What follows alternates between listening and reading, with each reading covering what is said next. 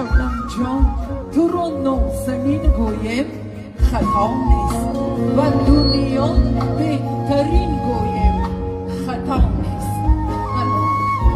درخشانترین ستاره صنعت استرادای فارسی شبنمی ثریا.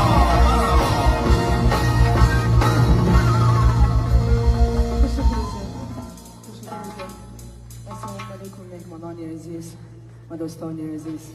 توی در این خاندان مبارک شود. خوش آمدی ولی جان دوست عزیزم و همه مهمانانی که در اینجا حضور دارند همه که تا خوش آمدید. خوشبخت شوید. داماد و کلینی نازنین سلامت باشید.